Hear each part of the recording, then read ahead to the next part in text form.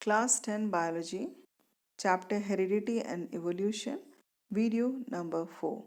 Topic covered: Sex Determination.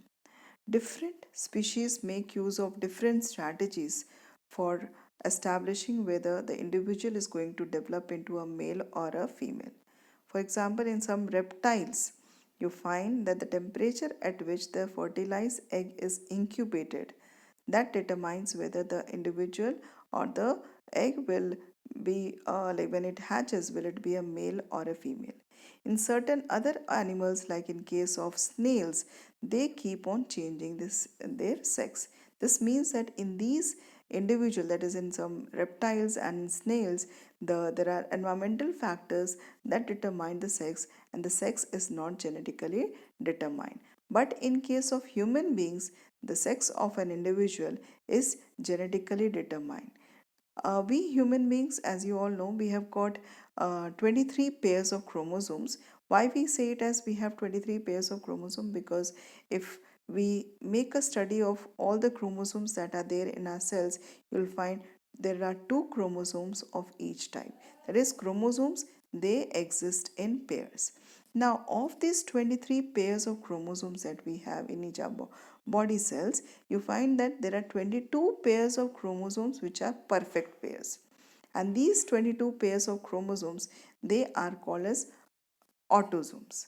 The last pair of chromosome is said to be as the allosome or the sex chromosome.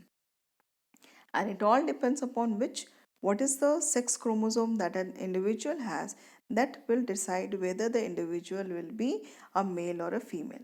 For example, here this is the genetic makeup of a female, where you find that apart from 22 pairs of chromosome which are meant for which contain genes which determine other or control other traits, the sex chromosome that a female has is designated as X and X. It's because both the chromosomes, they are of same kind. It's a perfect pair, and due to the shape of the chromosome, they are designated as 2X chromosome.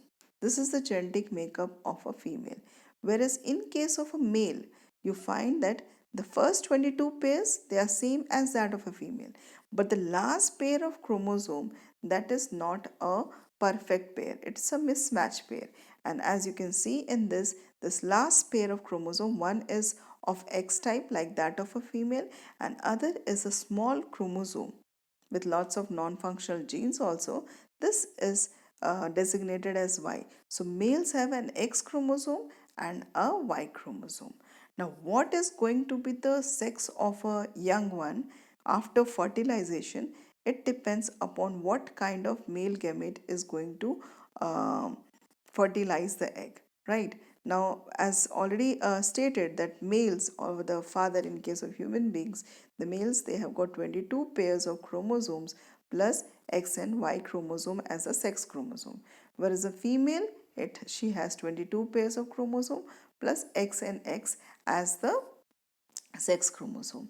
And since it is sexual reproduction, it will be involving gamete formation. As already stated, that during gamete formation, the chromosomes, they which are present in pair, they are going to get separated. Earlier we had discussed it in terms of factors, that factors which are present in pair in an individual will get separated at the time of gamete formation.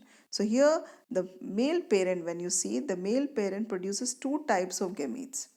Okay, we're talking only about the sex chromosome. So there'll be two types of gametes produced.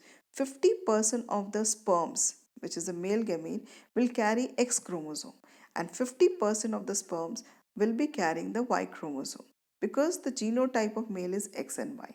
Whereas in case of females, you find, since the genetic makeup for sex is X and X, all the eggs or the ova that they produce will carry only X chromosome. So the what will be the zygote developing into, it all depends upon the kind of sperm which is going to fuse with the egg, because it's only the sperm which are of two types. All the eggs have only X chromosome. So suppose a sperm carrying X chromosome fuses with the egg which always had an X chromosome, then in that case the genetic makeup of the zygote will be 2X, and it's going to develop into a female. Then if a fusion is again between a sperm X and X, again it will be a female.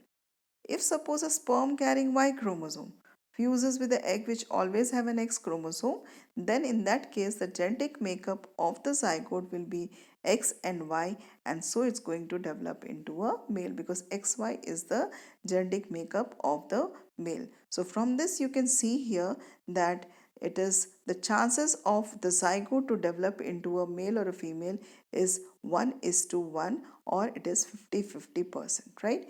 It's 50% probability of the zygote to develop into a male or a female, because 50% of the sperms they carry X and 50% of them carry Y chromosomes. So here, this is how we see that in case of human beings, sex is determined by genes, or it's actually genetically determined. So that's about the chapter. Thank you.